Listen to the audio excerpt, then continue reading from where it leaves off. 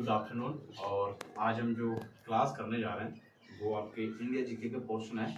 भारतीय राजव्यवस्था, Indian polity के अंदर भारतीय राजव्यवस्था कि अपना सिस्टम कैसे चलता है। और सिस्टम के अंदर भी आपका एक बहुत अच्छा टॉपिक आता है। और मैं कहूँगा कि ये टॉपिक इसलिए भी जानना ज़रूरी है कि आप इंडिया के अंदर रहते हो, और दूसरा ये भी अच्छी बात है कि आपके सिलेबस का पार्ट है। और उस टॉपिक का नाम है संविधान। क्या नाम है? संविधान। संविधान क्या है? अब देखो, किसी भी चीज के दो तरीके होते हैं, एक तो शब्द की व्याख्या होती है और एक शब्द का अर्थ होता है। तो शब्द का अर्थ हुआ तो एक होता है स यानी सभी के लिए, और विधान यानी कानून। और स यानी सभी के लिए, जो सभी के लिए समान हो, जो कानून सभी के लिए समान हो, वो क्या कहलाए? संविधान। और दूसरा अर्थ इसका ले लेते हैं स यानी सहित और विधान यानी कानून। जो कानून सहित सबके लिए समान हो, भाई तुम्हारे ऊपर लागू होगा तो भी वैसे ही होगा, उसके ऊपर लागू होगा तो भी वैसे ही होगा। तो इसका तो ये अर्थ हो गया। अब इसकी बात करते हैं अर्थ के बाद इसकी परिभाषा क्या होती है। तो संविधान क्या है? देखो, एक किताब है और इस किताब में कुछ चीजें लिखी हुई है, और इसके अनुसार इस अकेडमी का, यस अकेडमी, जैसे मान लीजिए किताब है यस अकेडमी, प्रचार हो रहा है आपका, यस अकेडमी के नियम कैसे चलते हैं। भाई यस अकेडमी के नियम है, बच्चों को 5 बजे उठाया जाता है, 6 बजे तक दौड़ करवाई जाती है, 8 बजे नाश्ता मिलता है, 10 बजे खाना मिलता है, फिर सोने का टाइम दिया जाता है। फिर वैसे इसमें क्या नियम लिखे है कि भाई अकेडमी के सारे नियम लिखे रखे। उसी प्रकार एक किताब है, इसके अंदर सारे नियम लिख रहे हैं। सरकार कैसे चलेगी, लोगों को कौन कौन से अधिकार होंगे, लोगों के पास कितने मौलिक कर्तव्य होंगे, लोगों के पास कितने मौलिक अधिकार होंगे, लोगों के पास जो वोट देने का अधिकार कैसे होगा, और लोगों के पास सरकारों की जिम्मेदारी क्या होगी, लोगों का तो सारी चीजें इसमें लिखी होगी, लाइन टू लाइन इसमें विभिन्न प्रकार की चीजें दी जाती है। और इससे क्या होता है, इस किताब से चलती है अकेडमी और इस किताब से चलता है देश। क्या चलता है? देश। तो इसकी परिभाषा कैसे देंगे? नियमों व सिद्धांतों की, इसमें नियम लिखे हैं और सिद्धांत भी लिखे हैं। नियमों व सिद्धांतों का ऐसा समूह,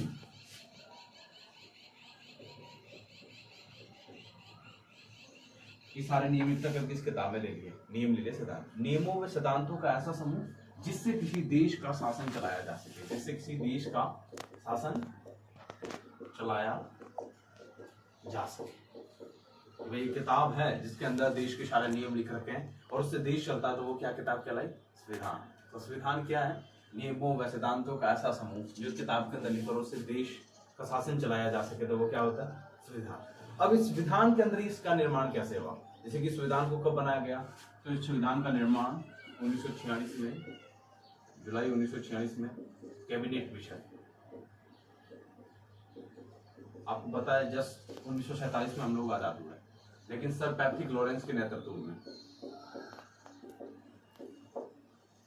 सर पैट्रिक लॉरेंस के नेतृत्व में 1946 में कैबिनेट मिशन आता है, जो भारतीयों के लिए संविधान निर्माण की परंपरा को जारी करता है। वैसे तो इससे पहले भी अंग्रेजों ने जितने नियम बनाए थे, चाहे 1935 का एक्ट हो, 1919 का एक्ट हो, 1875 का एक्ट हो, 1813 की 5वीं रिपोर्ट हो, इन सब के माध्यम से भी ये बताने का प्रयास है कि इनमें जो जो नियम थे उन सारे नियमों की एक किताब बनती गई। और 1946 को sir Patrick Lawrence, Alexander Cunningham और 3 व्यक्ति द्वारा इस प्रकार की प्रथा लाई जाती है कि ये भारतीयों को सत्ता हस्तांतरित की जाएगी, कि भाई अंग्रेज भारतीयों की मतलब अंग्रेज जो शासन चलाते हैं वो भारतीय लोग चलाएंगे, और भारतीय लोग जो शासन चलाएंगे उसके अनुसार ये किया जाएगा कि जो जितने सारे नियम है वो भारतीयों के हाथ में दिया जाएगा। अब भारतीयों को इतना अनुभव नहीं कि देश कैसे चलाया जा सकता है उनके अनुसार, क्योंकि पहले अपने यहाँ राजाओं का शासन था। तो अंग्रेज क्या करते हैं? सत्ता हस्तांतरण के लिए इस प्रकार की संविधान सभा का निर्माण करते हैं। तो अपने यहाँ पर संविधान सभा का निर्माण होता है, और संविधान सभा की पहली बैठक 9 मई 1946 को बैठक होती है कैबिनेट, और संविधान सभा की पहली बैठक संविधान सभा होती है। संविधान बनने के लिए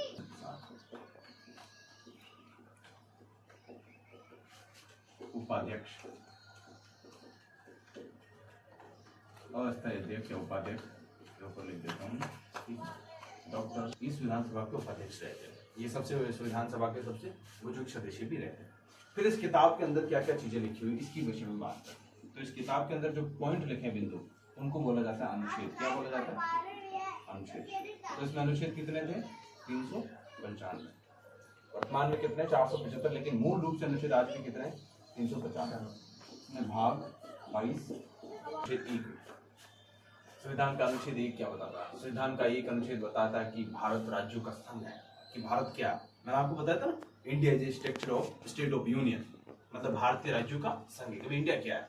इंडिया यूनियन ऑफ स्टेट है, भारतीय राज्यों का संघ है। 28 राज्य 8 केंद्र शासित प्रदेश मिलकर क्या करें कि हम लोग साथ रहना चाह रहे हैं। वो किसी प्रकार से ये प्रथा बताता है कि हम लोग अभी साथ रहना चाह रहे हैं। तो ये स्टेट बनकर एक इंडिया जैसा यूनाइटेड कंट्री बनाता है कि रिपब्लिक ऑफ इंडिया, भारतीय गणतंत्र। कैसे किस प्रकार फिर से अनुच्छेदों में बताया। अनुच्छेद 2 क्या कहता है और फिर इसमें अनुच्छेदों को मतलब एक जैसे अनुच्छेद 1 से 4 किस भाग में? एक भाग में।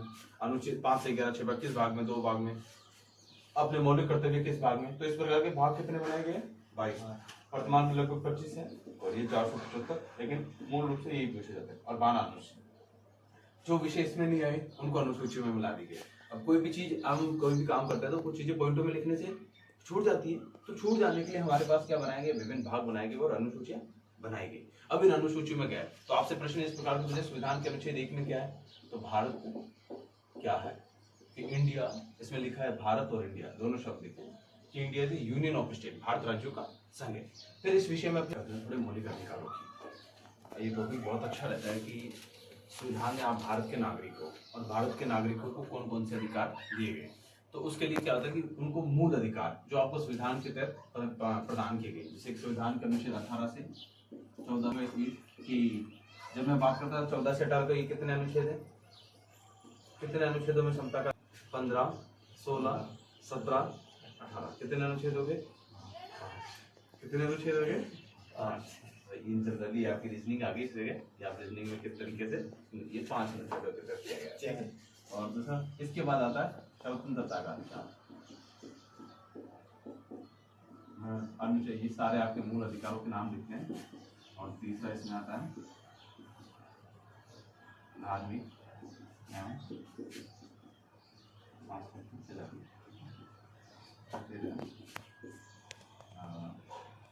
शैक्षिक शिक्षा का भी आता है। एक आता है आपके वैधानिक उपचारों का अधिकार।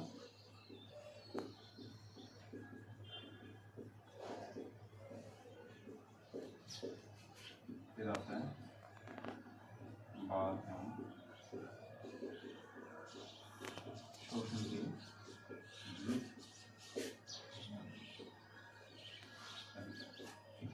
ये मूल आपके मुख्य है। जिस प्रकार का अधिकार है कि आपको कोई भी काम करवाता तो बेकार प्रथा करेगा, आपको जो काम कराएगा तो पैसे देगा, आपको देश में कहीं भी घूमने की, कहीं भी आप विचरण कर सकते हैं, कहीं भी व्यापार कर सकते हैं, तो उसकी सबकी आज़ादी रहती है। इसमें जीवन जीने का अधिकार भी शामिल है।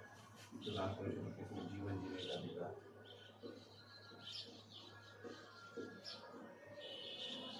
ये मूल आपको सारे अधिकार नोट भी करवा दी जाएंगे। इसमें ये बताया जाता है कि आपको समानता का अधिकार। आप अगर किसी भी सरकारी नौकरी में फॉर्म भरते हैं तो अगर आपके पास एलिजिबिलिटी योग्यता है तो आपको फॉर्म भरने की आज़ादी दी जाएगी। आपको देश में कहीं भी विचरण करने की आज़ादी होगी। फिर आप किसी भी धर्म को मान सकते हैं।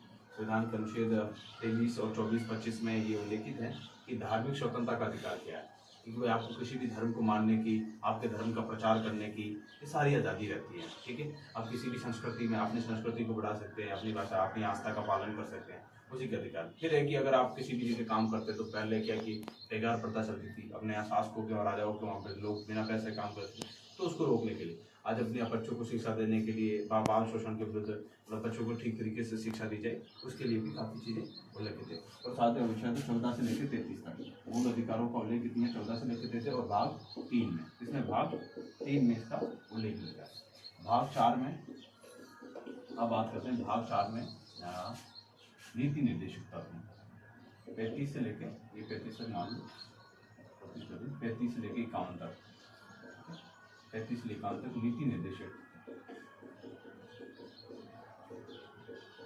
अब 35 से लेके 51 तक नीति निर्देशक 5 आ गया, कैसे भी याद करोगे। नीति निर्देशक तत्व क्या होते हैं कि भाई जैसे इसमें ये सारे मौलिक अधिकार हैं। ठीक है, अब मौलिक अधिकार वो होते हैं जो सरकार उसके लिए बाध्य है कि अगर आपको वहाँ कुछ कहीं पे जाना है तो सरकार आपको ये सारी चीजें देगी, नहीं देगी तो अपने यहाँ पर हाई कोर्ट बनी हुई है, सुप्रीम कोर्ट बनी हुई है।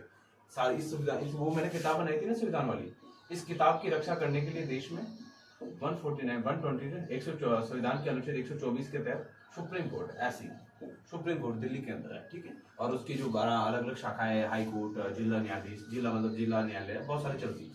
तो अगर आपको ये कोई भी सरकार अगर ये मौलिक अधिकार नहीं देती है तो आप किसके पास जाओगे? सुप्रीम कोर्ट के पास जाओ, कोर्ट में जाओगे। और कोर्ट क्या करेगी? कोर्ट करेगी, सरकार कोर्ट को कहेगी कोर्ट सरकार को कहेगी कि आप इन लोगों को ये अधिकार दीजिए, अन्यथा आपकी सरकार गिरा दी जाएगी। तो जब सरकार ये नहीं दे पाती तो मान लिया जाता है कि सरकारी सिस्टम सही से काम नहीं कर रहा है, तो उसके लिए साथ ही जरूरी है कि सारी चीजें मिलती है।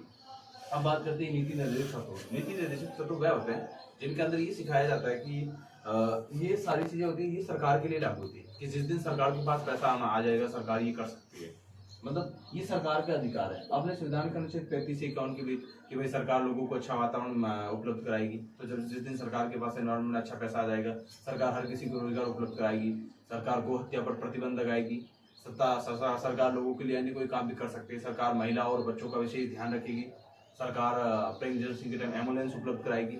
अब सरकार के पास जैसे जैसे पैसा आते हैं, लेकिन इनके लिए हम लोग किसी भी न्यायालय में नहीं जा सकते हैं, जबकि मौलिक अधिकारों का पालन करने के लिए सरकार भी बाध्य है। तो उस पर आगे चलिए। हमें सरकारी सिस्टम को समझने के लिए हम कैसे प्रयास करते हैं। देखिए अपने यहाँ पर 3 चीजों से एक चीज बनती है, संसद।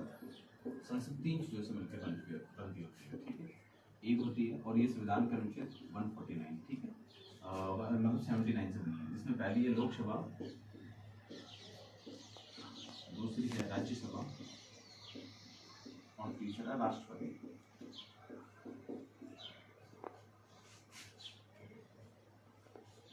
संसद किन से मिलकर बनी होती है? लोकसभा, राज्यसभा और राष्ट्रपति। आप जानते हैं कि अपने यहाँ पर जो MP मेंबर ऑफ पार्लियामेंट, संसद के सदस्य चुने जाते हैं, वो कहाँ बैठते हैं? लोकसभा। और जो राज्यों से सदस्य जाते हैं वो कहाँ जाते हैं? राज्यसभा। और देश का सबसे प्रधान प्रमुख किसको माना जाता है? कार्यपालिका का प्रमुख। कार्यपालिका का प्रमुख किसे माना जाता है? राष्ट्रपति को। राष्ट्रपति को हमारे क्या माना जाता है? कार्यपालिका प्रमुख। क्योंकि सरकार का, क्योंकि कोई भी अगर कानून बनता है, कोई भी विधेयक बनता है, तो उसमें सबसे लास्ट साइन किसका होता है? सबसे पहले और सबसे लास्ट साइन किसका होता है? राष्ट्रपति का। आपने यहाँ पर कोई भी चीज की घोषणा होती है, देश का प्रथम नागरिक किसे माना जाता है? राष्ट्रपति को। देश का प्रथम नागरिक राष्ट्रपति को। आपके जो तीनों प्रकार की सेनाएं होती है, थल सेना, वायु सेना और जल सेना, इनका प्रमुख, तीनों सेनाओं का प्रमुख।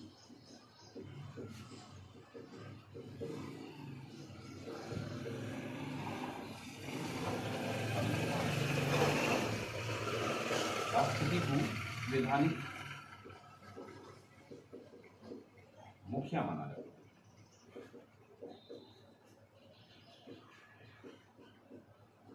अपने यहाँ पर राष्ट्रपति को शपथ कौन दिलाता है? अपने यहाँ पर राष्ट्रपति को शपथ दिलाता है सुप्रीम कोर्ट का मुख्य न्यायाधीश, SC शाह, मुख्य न्यायाधीश राष्ट्रपति को शपथ दिलाता है। जब कोई भी अपने यहाँ पर राष्ट्रपति बनता है तो उसको शपथ कौन दिलाता है? सुप्रीम कोर्ट का मुख्य न्यायाधीश। वर्तमान में राष्ट्रपति कौन है?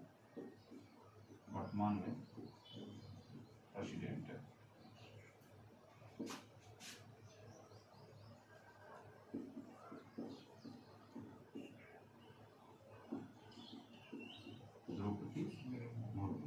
और पूर्व राष्ट्रपति कौन है? प्रणब श्री रामनाथ कोविंद। और उनसे पूर्व राष्ट्रपति प्रणब मुखर्जी।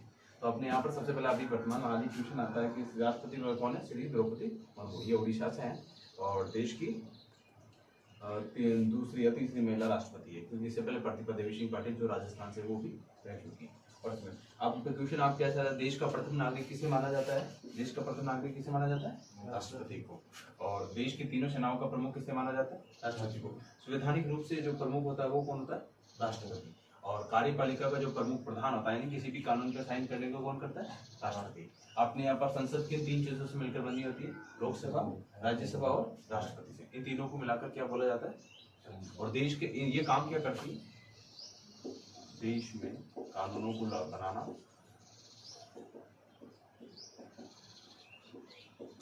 तथा लागू करना।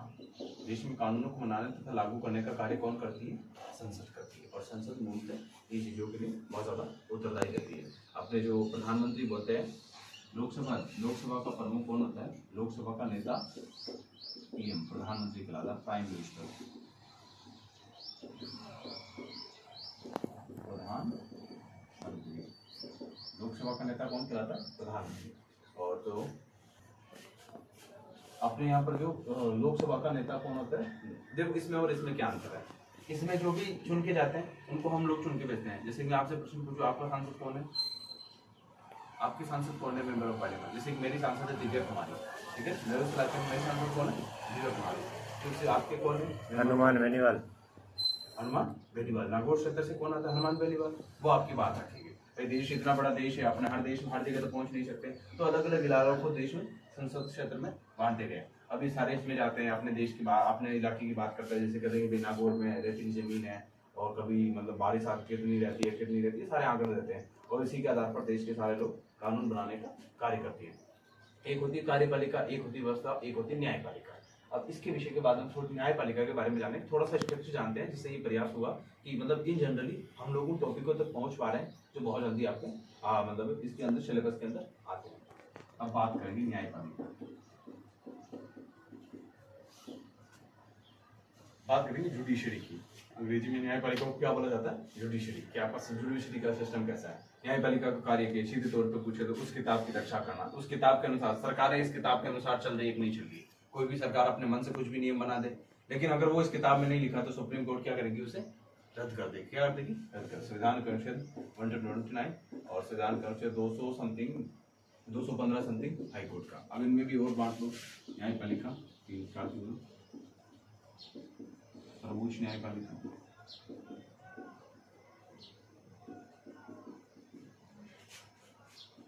हाई कोर्ट और इसमें जिला न्यायालय, सर्वोच्च न्यायालय, न्यायपालिका। ये कहाँ पर है? दिल्ली में। ये प्रत्येक राज्य में। वर्तमान में कितने हैं? 25। वर्तमान में हाईकोर्ट कितने हैं? 25। ये प्रत्येक जिले में। अब देखो, अब एक दिल्ली में बैठी सुप्रीम कोर्ट न्यायपालिका तो सबका ध्यान नहीं रख सकती, तो दिल्ली में जो सुप्रीम कोर्ट थी वो उसका विषय होते हैं अलग अलग, मूल अधिकार विषय, प्रारंभिक विषय। उसके अंदर वो क्या करती है कि भाई जो पहले हमने संसद की बात की, संसद में बैठे हुए लोग अपने मन से नियम से कानूनी बना देते, इसलिए सर्वोच्च न्यायपालिका होती है। सुप्रीम कोर्ट ये ध्यान रखती है कि सारी चीजें किताब के अनुसार चली। और उससे पहले मैंने मौलिक अधिकारों के विषय में बात की कि भाई लोगों को सरकार मौलिक अधिकार दे नहीं देने, तो वो कहाँ जा सकते हैं? सुप्रीम कोर्ट में। सुप्रीम कोर्ट में रीट लगा सकते हैं। फिर हाई कोर्ट प्रत्येक मतलब जिले में, लेकिन वर्तमान में 25 है। प्रत्येक राज्य में एक हाई कोर्ट होना चाहिए। जैसे कि ऐसे तो दिल्ली का खुद का एक हाई कोर्ट है दिल्ली के अंदर। राजस्थान का हाई कोर्ट कहाँ है? जोधपुर के अंदर। जोधपुर के अंदर है। उसी प्रकार अलग अलग, जैसे मुंबई का हो गया, चेन्नई में मद्रास हाई कोर्ट हो गया, और यूपी के अंदर इलाहाबाद वाला हो गया। अलग अलग राज्यों में अलग अलग प्रकार के जिला। और फिर उसके बाद आता है जिला न्यायालय में। प्रत्येक जिले में आपने देखा कि जिला सेशन कोर्ट है। प्रत्येक जिले में तो हम लोग जा ही जाते हैं। जिला सेशन कोर्ट देखो तो वहां पर जो घरेलू दीवानी मामले होते हैं, भाई किसी की झगड़ा हो गया तो वो जाके कोर्ट में पुलिस क्या करती है? पुलिस गिरफ्तार करती है, फिर इसके सामने जिला न्यायालय में पेश करती है, तहसील न्यायालय में पेश करती है। जिस प्रकार का वहाँ सेशन कोर्ट बना उसमें पेश करती है, और उसके आधार पर ये न्याय, देश में न्याय की भावना, जो न्याय की अवधारणा है, उसको तय करने का कार्य करते हैं। और इन सबको अलग अलग पार्टिसिपेशन, न्यायालय कहाँ तक, न्यायालय में किस किस न्यायालय को कहाँ कहाँ का क्षेत्राधिकार है। जैसे जोधपुर न्यायालय तो इसका क्षेत्राधिकार कहाँ तक सीमित है। दीवानी मामले क्या आते हैं, फौजदारी मामले क्या आते हैं, कुछ जमीनी मामले होते हैं, कुछ विवाह संबंधी मामले होते हैं। तो इनको अलग अलग करके अपने वहाँ पर कोर्ट, वकील और जज के द्वारा इनमें बैठने वाले को जज कहते हैं। वर्तमान में CIJ DV चंद्रचूड़ मुख्य न्यायाधीश, भारत में वर्तमान में भारत के मुख्य न्यायाधीश, भारत के मुख्य न्यायाधीश DJ चंद्रचूड़। इनके दादा भी भारत, इनके पापा दादा ये भी भारत के मुख्य न्यायाधीश रह चुके हैं, और वर्तमान में ये भारत के मुख्य न्यायाधीश, और बहुत अच्छा से जुडिशरी चलती है। और आपके लिए क्वेश्चन छोड़ जाते हैं कि राजस्थान के मुख्य न्यायाधीश कौन है। जल्दी मिलेंगे अगले वीडियो में, और आशा करते हैं आप उस प्रश्न का उत्तर दे पाए। ठीक है।